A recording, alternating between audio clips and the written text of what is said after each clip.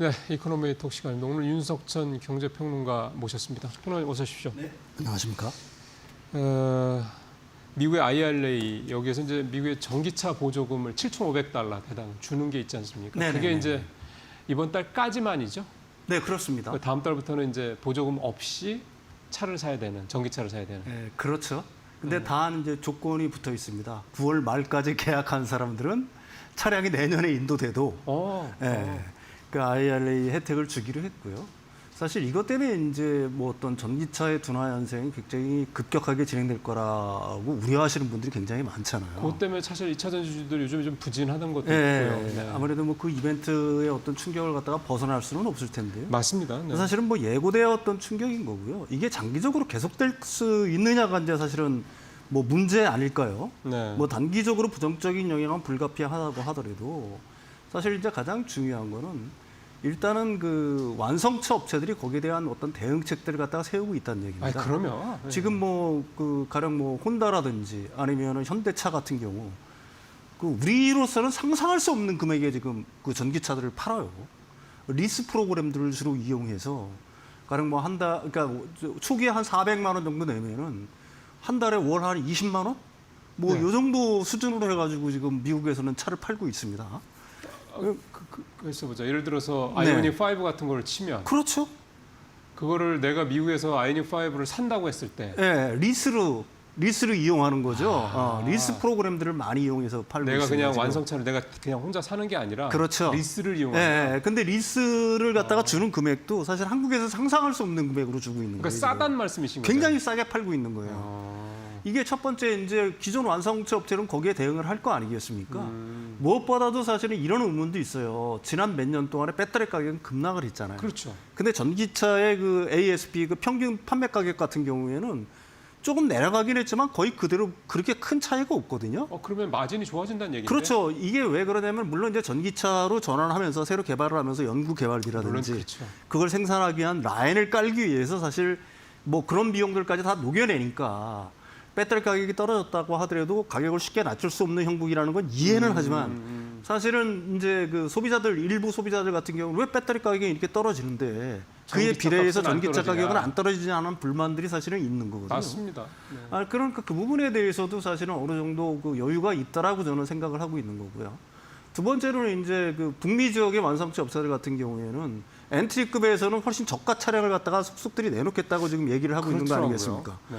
이미 뭐 유럽에서는 진행이 되고 있는 거기가 거고요. 뭐 원래 소형차들이 많은 네. 데니까. 그다음에 이제 세 번째로는 사실 침투율이 10%를 넘어가면은 사실 이 상황을 역전시키는 건 불가능한 거고요. 침투율이라는 건 뭡니까? 그러니까 신차 판매 중에서 전기차 판매가 어느 정도 되느냐, 넘어가면은 그렇게 되면은 사실 주변에 전기차 타는 사람들이 많고 물어볼 거 아니겠습니까? 전기차 어때? 생각보다 괜찮아, 탈만해. 뭐 이런 어떤 인식들이 계속 진행이 되다 보면은, 그러니까 그 전기차에 대한 어떤 선호도에 대한 어떤 소비자들의 인식 변화가 뒤따를 거다. 그래서 한번 이렇게 그 전기차 확산의 어떤 물결이라는 게 쉽사리 사그러들지는 않을 거다. 뭐 저는 개인적으로 그렇게 생각을 해요. 예. 지난번에 아이오닉 5를 타는 국내 택시 기사분이었을 거예요 아마. 이 마일리지가 뭐 70만 마일인가 80만 마일 이렇게 뛰니까. 그분은 얘기가 뉴스로 나오니까 현대차에서 그 양반 차를 이렇게 뭐 그 배터리를 바꿔줬다든가 하여간 뭐 그런 얘기가 또 있었는데.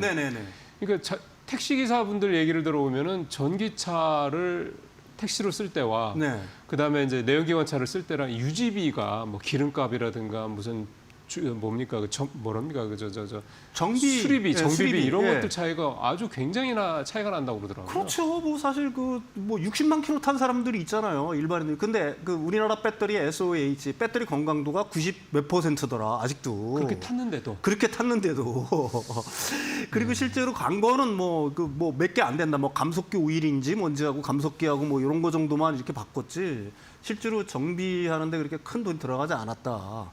뭐 그런 얘기들이 많이 있죠. 그리고 또 하나가 이제 전기차 사면 옛날에 LPG 차 때처럼 그 한 연료 게이지가 한 반 정도만 되면 벌써 마음이 불안해지는 게 LPG 타는 분들이 그게 있었거든요. 저도 잠깐 타봐서 이제 그 마음을 아는데 근데 이제 전기차 같은 경우도 그런 것들에 대한 우려가 결국 그래서 얼마나 충전을 하기가 좀 용이하냐 이 부분에 대한 그 인프라적인 문제가 있었는데 그것도 요즘에는 전기차 충전하는 거는 뭐 아파트라든가 이런 데도 그렇죠? 좀 꽤 많고 그래서 그것도 비교 용이야. 그러니까 결국은 전기차가 계속해서 좀 더 대중화될 수 있는 인프라들은 확실하게 좀 구축이 전 세계적으로 되고 있다. 예, 그렇습니다. 미국에서도 그게 트럼프 대통령이 중단시켰다가 공공충전소라고 보통 얘기를 하죠. 전국 고속도로망을 따라서.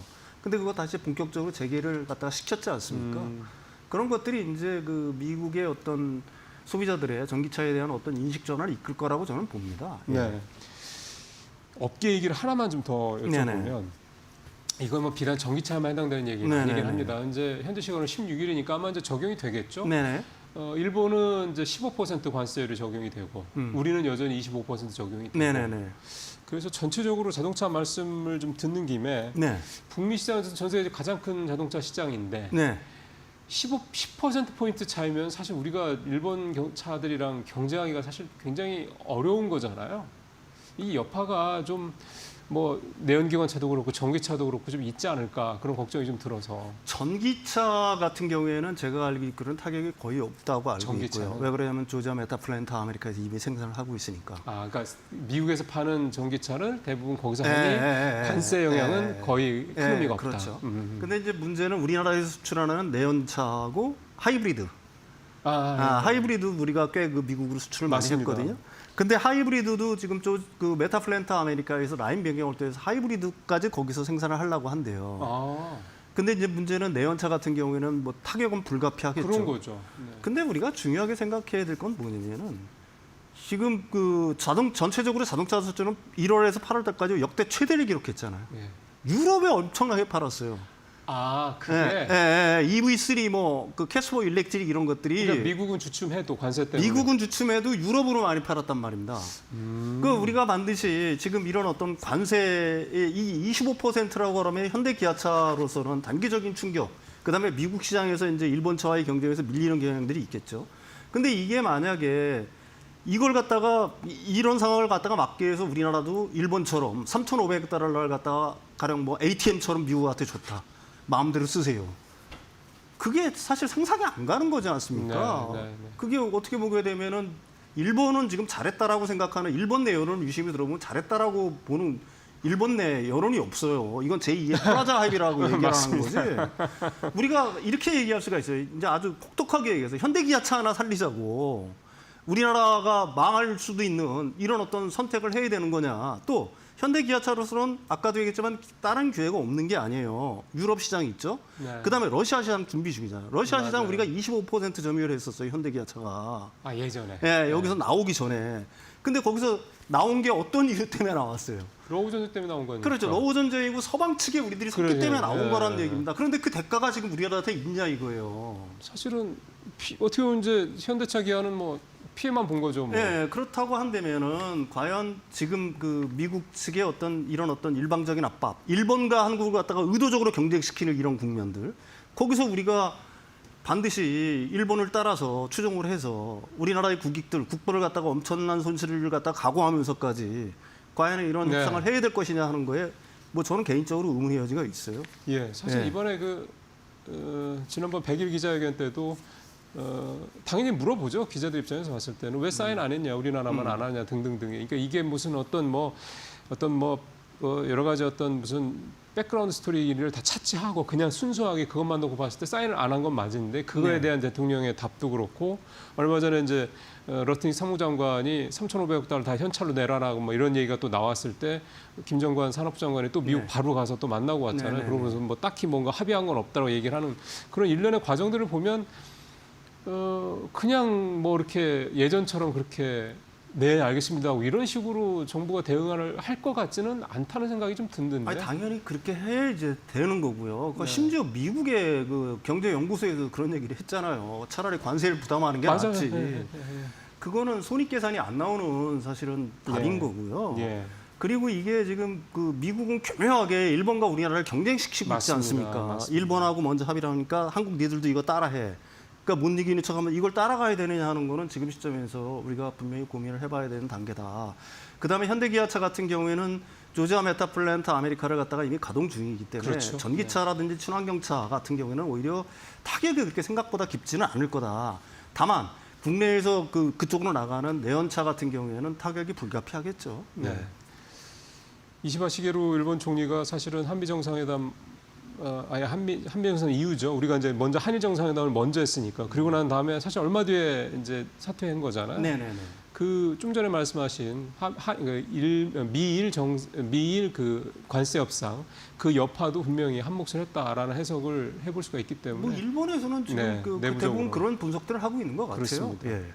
사실 이런 어떤 분위기에 사실은 뭐랄까요 이게 불을 끼얹은 게 이 우리 근로자들 구급 여파입니다. 네네. 이게 좀 그 이후에 돌아가는 상황을 보면 뭐랄까요 상당히 우리가 여러 가지로 좀 우리가 하는 거에 비해서 미국에 네네. 너무나도 좀 홀대를 받다 너무나도 좀 모멸적인 어떤 그런 대접을 받은 거다라는 네네네. 식의 해석들이 좀 많이 나오고 있어서 네네. 이거의 영향도 좀 다각도로 좀 우리가 한번 분석을 해볼 필요가 있을 것 같습니다. 글쎄요, 미국 측의 입장은 제가 알기로는 이걸 갖다가 얘네들은 강압적으로 누르면 된다라고 생각을 그런 했던 거죠. 것 같아요. 한국이라는 예전처럼. 나라가 참 쉬운 나라다라고 일단 생각을 했던 것 같아요. 예. 그래야만 한국은 레버리지가 없다라고 생각을 한 것 같습니다. 네. 근데 천만의 말씀이에요. 한국은 제가 계속해서 말씀드리지만 제조의 역량, 양산 역량에서는 세계 최고의 국가입니다. 맞습니다. 우리나라가 없으면은 사실 글로벌 경제에 큰 타격이 올 수 있는 부자들이 몇 군데가 있는 거예요. 아까도 얘기했지만 대표적인 게 반도체 그렇죠. 조선도 마찬가지죠. 배터리 역시 마찬가지입니다. 배터리도 마찬가지예요. 네, 똑같아요. 그다음에 원전도 그렇고. 미국 입장에서 놓고 본다라고 하게 되면은 중국을 제외하고는 우리나라를 갖다가 배제하고는 대안이 없어요. 맞습니다. 이 부분에 대해서는 어떤 대안이 있습니까? 그러니까 마가를 성사시키기 위해서는 그렇죠. 예. 그다음에 반도체 지금 반도체도 뭐 계속해서 우리나라가 이제 뭐 협상안에 사인을 안 해서 그러지만 반도체라든지 의약품에 뭐 관세를 갖다 대폭 높이겠다라고 얘기를 해요. 근데 이 양반이 주장하는 거는 관세를 마치 남의 나라 사람들이 내고 있는 거라고 자꾸 강조를 해요. 의도적으로. 근데 그렇지 않잖아요. 미국 기업, 미국 국민이 부담을 하는 겁니다. 맞습니다. 물론 우리도 이제 관세 부담 때문에 약간 가격을 낮출 수는 있어요. 네. 그렇지만 그 본질은 관세의 본질인 건 결국 미국 기업들이 부담을 하는 거예요. 그다음에 우리나라 반도체 안 쓸 수 없잖아요. 그럼요. 그럼 미국의 지금 그 초거대 기업들, 그 빅테크 기업들 어떻게 할 거네요? 이거예요. 가령 관세를 50% 부과했다고 합시다. 그래서 우리가 한 10% 낮춰줬다고 해요. 그래서 40%는 부담을 해야 될 거 그렇죠. 아니에요. 지금보다 코스트가 40%가 급증을 하는데 그게 과연 누구의 손해인가를 명백히 알아야 될 필요가 있는 거고요. 조지아 사태 역시 마찬가지예요. 조지아에서 조지아 메타플랜트 아메리카부터 시작을 해가지고 그러니까 LG가 짓고 있는 지금 그 배터리 공장들 해가지고 그 하청업체까지 하면은 총 고용 민원이 약 38,000명 정도 된다라고 얘기를 합니다. 그거 어떻게 할 거예요? 그다음에 거기서 임금으로 나가는 돈이 1년이면 한 6조 4천억 원 정도 된다라고 얘기해요. 예, 임금으로만. 임금으로만. 이 38,000명한테 들어가는 돈이. 네, 38,000명한테 총. 네. 그런데 만약에 이런 어떤 그 투자가 지연된다거나 어떤 생산이 지연된다거나 공장이 일부 가동 중단이 된다라고 하게 되면 그 피해는 우리 기업들만 입는 게 아니라는 얘기예요. 그럼요. 당연히 그 지역에 이 파급이 되는 거고 지금 우리나라 기업들이 미국에 짓고 있는 공장들이 수십 곳이잖아요. 네. 22개에 이르는데 그게 전부 다 사실 한국으로 따지면 지방입니다. 촌이에요, 촌. 조지아, 오하이오, 미시간 뭐 이런 데 전부 다 촌이잖아요. 예. 이런데 그 만약에 그 이런 식으로 그 뭐라고 할까요? 가동이 중단이 된다거나 건설 중단이 지속된다거나 하게 되면은 그 지역 경제에 미치는 파급, 그 부정적 영향은 생각보다 굉장히 클 거고요. 예. 이거는 제가 생각하기에는 단순히 그 트럼프 대 행정부의 어떤 경제 정책의 실패뿐만이 아니라 정치적 리스크로 번질 가능성이 얼마든지 글쎄요. 있다는 걸 갖다가 저는 이번 기회에 우리가 미국한테 확실히 보여줘야 될 거라고 저는 생각을 합니다. 예, 예. 과거와는 다르게 우리가 좀 이런 대응을 했을 때 효과가 이번에는 좀 과거와는 다르게 있을 거라고 좀 저는 보시는 그렇게 거죠? 생각을 하고 있네요. 과거랑은 우리 한국 경제가 차지하는 위상도 사실 다른 거고요. 네. 글로벌 역량 그게 뭐 콘텐츠 한국의 문화가 됐든지 네, 아니면 네. 한국의 제조 역량이 됐든지 한국의 제품이 됐든지 이건 과거와 비교할 수 사실 없는 거거든요. 맞습니다. 그러니까 그 미국인들이 지금 그 마가진에서 갖고 있는 이 나라는 누르면 된다라는 생각을 갖다가 이번 기회에 그걸 갖다 반전시켜야지만 사실 우리 기업들이 이번 사태가 해결된다고 하더라도 미국에서 비즈니스 하기가 훨씬 쉬울 거 아니겠습니까? 그렇죠. 지금 다시 우리가 고개 숙이고 야 받아줄 테니까 들어와 그러면 예 알겠습니다 하고 들어가서 공장 빨리빨리 네. 져가지고 하게 되면은 글쎄요 그게 한국한테 득이 될지 지금 기업 입장에서는 그 손익을 갖다가 면밀히 검토해봐야 될 시점이 아닌가 이렇게 생각을 해요. 여권의 힘이라고 하는 그러니까 여권, 패스포트의 힘이라고 하는 말이 있더라고요. 이게 우리가 사실은 뭐 요즘에 캐대언도 캐대언입니다만 한류에 대한 열풍 이런 것들이 좀 몇 년째 좀 됐지 않습니까? 꽤 됐죠. 그러면서 이제 한국 사람들이 이제 가서 사실 외모만 보면은 한국 사람인지 중국 사람인지 일본 사람인지 모르니까 그래서 이제 여권을 딱 내면 이제 코리아 패스포트 이렇게 됐을 때 이제 그 뭐라고 합니까? 그 저 공항에 그 이거 검색하는 사람들, 입국 심사대, 입국 심사대 거기 있는 사람들의 표정이 예전보다 많이 밝아졌다라는 얘기들을 하더라고요.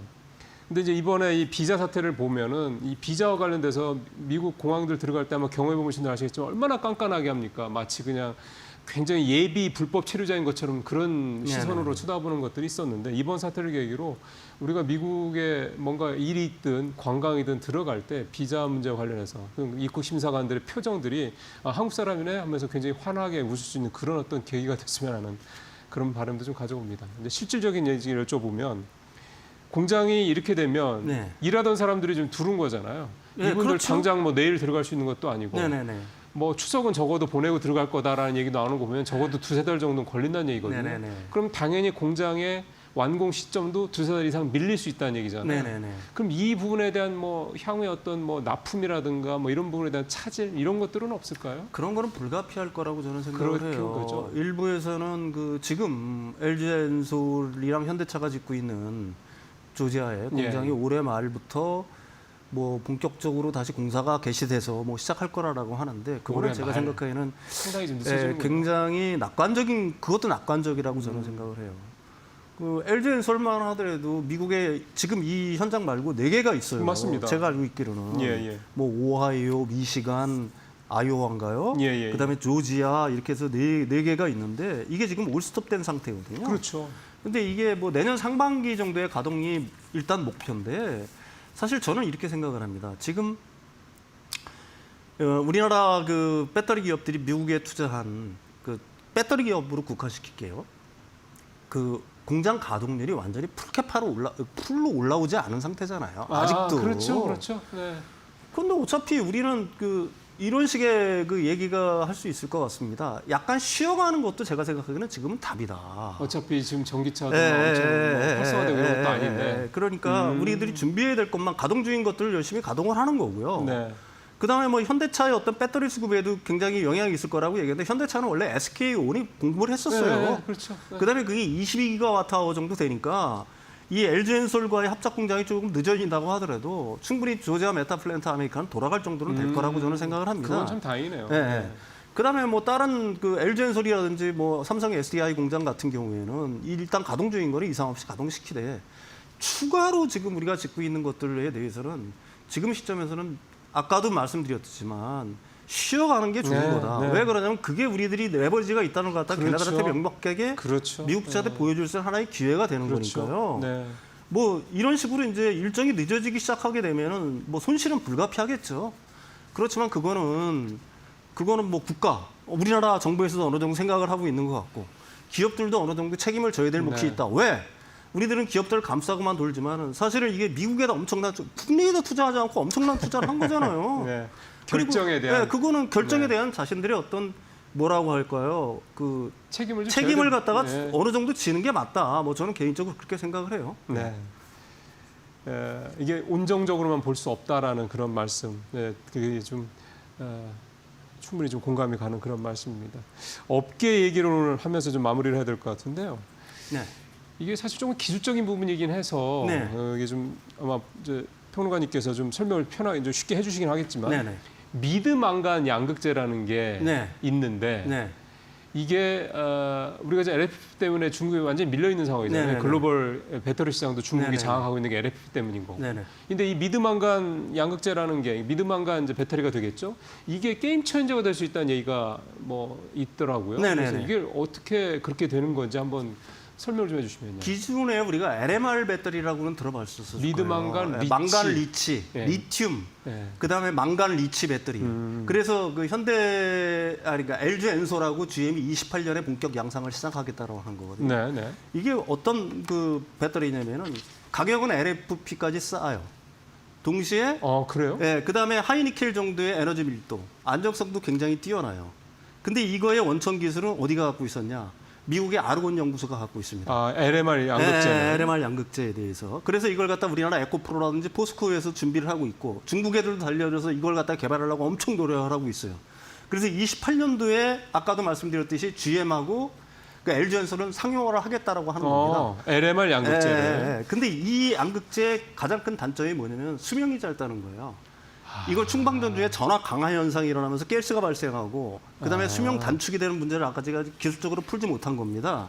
근데 제가 아직도요? 예. 근데 제가 말씀드리는 이거는 사실 이 기존에 아르곤 국립연구소가 갖고 있던 이 LMR 배터리가 아닙니다. 그 미드망간이라고 보통 얘기를 하는데요. 예. 이게 이제 한양대 우리나라 연구팀 이거 그 우리나라가 한양대 개발한 연구팀에서 거군요. 네이처 에너지에 8월 26일 날 발표를 한 이 논문이 하나 있어요. 얼마 안 됐네요, 진짜. 그렇죠. 이게 논문 명이 좀 어렵습니다. 지속 가능한 고에너지 차세대 배터리를 위한 제로 스트레인 망간 리치 층상 양극재. 예. 이걸 간단하게 얘기하면 미드 망간 혹은 그 제로 스트레인 그 양극재라고 보통 저희들 양극재라고 우리는 얘기를 합니다. 네. 이게 무슨 얘기냐? 제로 스트레인이라는 게 피로, 그다음에 변형을 의미하는 거잖아요. 기존의 배터리 네. 양극재는 충방전 되면은 부피가 커졌다 줄었다 커졌다 줄었다를 그렇죠. 반복을 해요. 그렇죠. 그러니까 이 어떻게 돼? 커졌다 줄었다 커졌다 줄었다라는 거는 원자의 어떤 불규칙성, 무질서, 그 피로 현상, 변형 현상이 생긴다는 얘기입니다. 그래서 결국은 수명 단축의 원인이 됐던 그렇죠, 건데 그렇죠. 이 제로 스트레인이라는 건 뭐예요? 이 충방전 중에 양극재가 늘어났다 줄었다 하는 걸 갖다가 거의 제로에 가깝게 만들었다는 얘기예요. 그러면은 이 유효성이 굉장히 오래 가겠다는 그렇죠. 얘기예요. 일단 수명이 굉장히 수명이 긴다. 올라 간다는 거고요. 아까도 얘기했지만 미드망간을 쓰는 거기 때문에 그러니까 기존의 811 같은 경우에는 시간이 될지 모르겠는데 니켈 80%를 썼잖아요. 네. 니켈을 45% 줄여요. 망간 10%에 45%를 올립니다. 네. 근데 그렇게 되면은 지금 LFP 가격까지 거의 낮출 수가 있는 거예요. 가격을. 예, 니켈은 톤당 15,000달러인데 망간은 30달러밖에 안 해요, ton당. 30달러. 예. 그러니까 엄청나게 가격을 내릴 수가 있어요. 그다음에 우리가 하이니켈 배터리의 가장 큰 단점이 뭐예요? 폭주 현상이 많이 일어나죠. 네네네. 근데 이 미드망간 새로운 기술은 뭐냐면은 이 열폭주가 발생하는 온도가 기존의 하이니켈보다 훨씬 늦어요. 높은 온도에서 열폭주가 발생한다는 그런 얘기입니다. 거죠. 그러니까 불이 잘 안 난다는 얘기고 불이 한번 나도 열량이 작아요. 금방 꺼진다는 얘기예요. 그러니까 화재가 커지지 않는다는 얘기예요. 예, 그러니까 그게 이제 제일 안정적인 거라고 얘기를 하는 거고 아까도 얘기했지만 가장 중요한 거는 이 전압 강화 현상을 갖다가 막았다는 거예요. 그게 아까도 얘기했지만 제로 스트레인 기술하고 또 하나는 약간 좀 어려운 게 준질서 구조라고 보통 얘기를 합니다. 가령 이게 이제 그 리튬이라든지 거기 니켈 뭐 이런 망간 이런 그 나노 영역에서 이런 원자들이 어떤 외부에서 어떤 충격에 가해지면은 무질서하게 변해버려요. 네네네. 보통 양극재 같은 경우에는. 그럼 이게 망가지는 거잖아요. 무질서하게 그렇죠. 변한다는 거. 뭐 잘못될 수도 있는 거고. 근데 이 양극재의 특성은 뭐냐면은 유효성을 가지면서 약간 흐트러졌다가 풀립처럼 바람이 불면은 풀립이 눕듯이 누웠다가 바람이 그치면 딱 원상태로 돌아오는 것처럼 이 질서를 원래 질서를 찾는다는 얘기입니다. 그러니까 전압 강화 현상이 발생하지는 않는다는 얘기예요. 이야. 그래서 기존의 LMR 배터리의 단점을 갖다가 완전히 극복을 했다. 그래서 제가 뭐 이걸 갖다 방송에서는 저만 혼자 계속 얘기를 하고 있는데 우리나라 그 기술자들 원래 이쪽의 엔지니어들은 이게 완전히 게임 체인저가 될 거다. 글쎄요. 실제로 양산 단계가 된다라고 하게 되면은 그런 주장들을 하고 있는 겁니다. 예. 시간이 조금 아쉬운데 요거는 네네. 다음번에 우리 평론가님 모실 때 조금 더 자세히 듣기로 하고요.